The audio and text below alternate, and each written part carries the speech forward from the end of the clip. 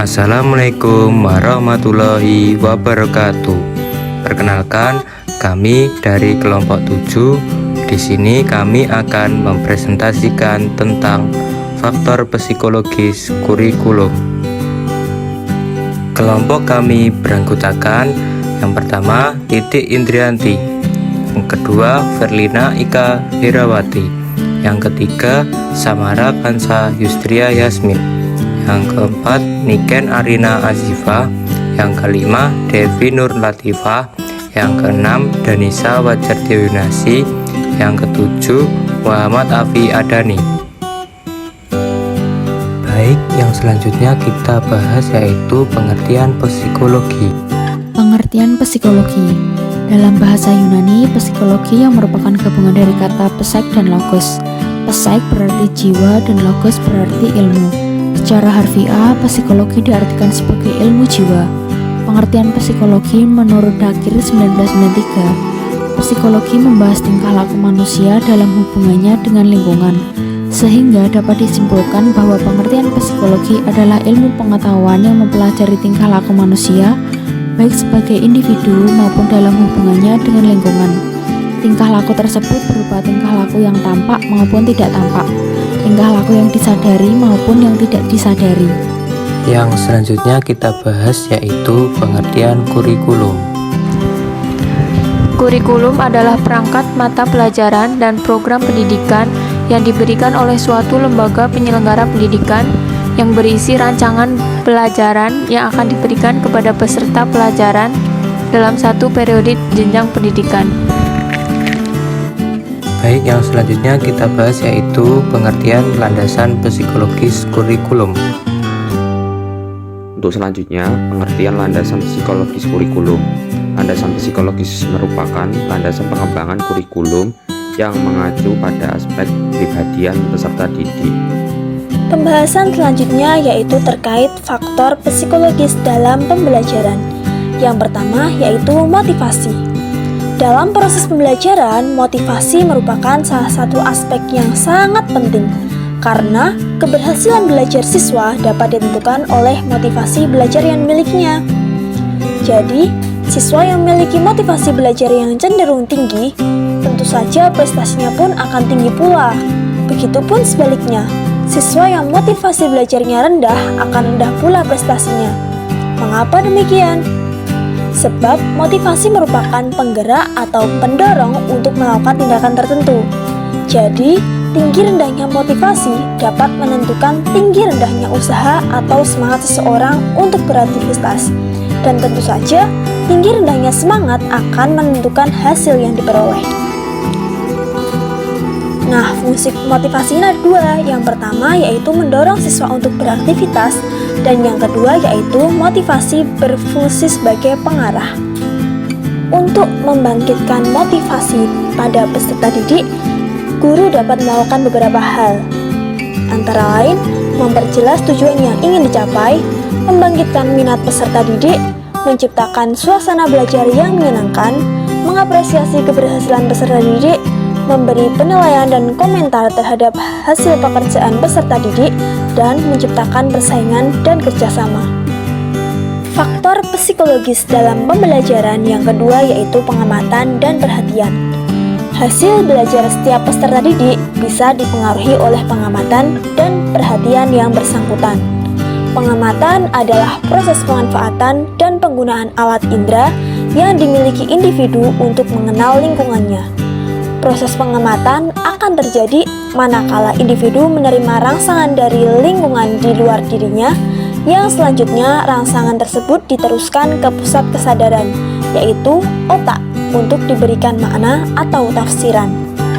Dalam aktivitas pembelajaran di sekolah, guru harus menciptakan suasana yang kondusif agar siswa dapat mengamati dan memperhatikan pembelajaran dengan sebaik-baiknya sehingga tidak terjadi kesalahan penafsiran. Baik, yang selanjutnya yaitu unsur atau cabang ilmu psikologi yang berkaitan erat dalam proses pengembangan kurikulum. Yang pertama, psikologi perkembangan. Yang kedua, psikologi belajar. Untuk unsur atau cabang ilmu psikologi yang berkaitan erat dalam proses pengembangan kurikulum, yang pertama yaitu psikologi perkembangan, yaitu merupakan ilmu yang mempelajari tentang perilaku individu berkenaan dengan perkembangannya mulai dari pentahapan, aspek, dan tugas individu tersebut yang semuanya dapat dijadikan sebagai bahan pertimbangan dan mendasari pengembangan kurikulum. Selanjutnya, berbekal dari pengetahuan tentang psikologi perkembangan mempunyai implikasi pengetahuan tentang perkembangan anak sebagai peserta didik terhadap proses pembelajaran atau biasa disebut dengan aktual kurikulum, yang dapat diuraikan menjadi yang pertama, tujuan pembelajaran yang dirumuskan secara operasional selalu berpusat pada perubahan tingkah laku anak didik. Yang kedua, bahan atau materi pembelajaran yang diberikan harus sesuai dengan kebutuhan, minat, dan perhatian anak, dan bahan tersebut mudah diterima oleh anak. Yang ketiga, strategi pembelajaran yang digunakan harus sesuai dengan tahap perkembangan anak. Dan yang keempat, media yang digunakan selalu menarik perhatian dan minat anak didik. Yang kelima, sistem evaluasi berpadu pada suatu kesatuan yang menyeluruh dan berkesinambungan dari satu tahap ke tahap berikutnya dan dilaksanakan secara terus-menerus. Psikologi belajar. Psikologi belajar merupakan suatu studi tentang bagaimana individu belajar. Belajar di sini dapat diartikan sebagai perubahan tingkah laku yang terjadi melalui proses pengalaman, baik dalam bentuk kognitif, afektif, maupun psikomotorik. Psikologi belajar ini juga dapat dijadikan sebagai dasar pengembangan kurikulum.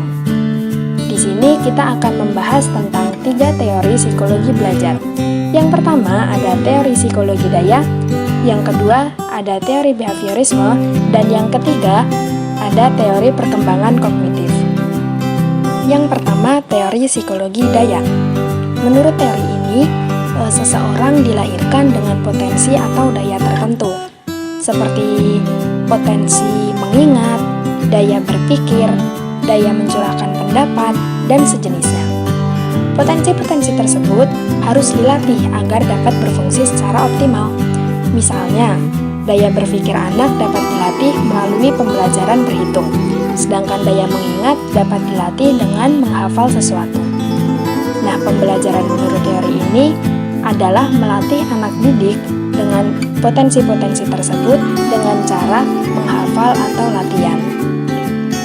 Yang kedua, teori behaviorisme. Dalam teori ini, belajar merupakan interaksi antara stimulus dan respon. Menurut teori ini juga, seseorang akan dianggap telah belajar apabila orang tersebut sudah menunjukkan perubahan perilaku. Dengan kata lain, inputnya itu berupa stimulus, sedangkan outputnya berupa respon.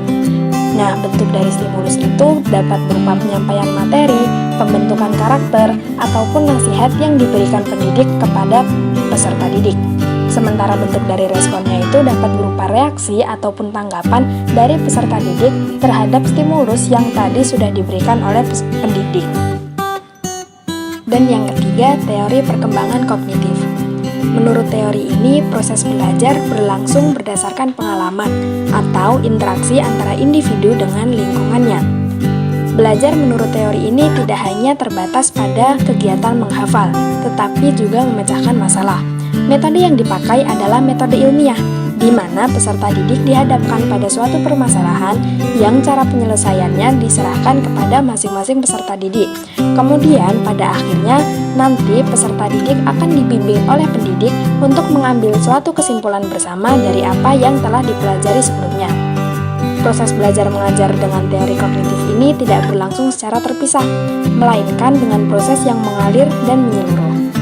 Hal yang ditekankan pada teori belajar kognitif adalah proses dari belajar, bukan hasil dari belajar. Baik, berikut merupakan daftar referensi yang kita ambil untuk materi kali ini. Demikian presentasi dari kelompok kami. Bila ada salah kata, kami mohon maaf. Sekian dan terima kasih.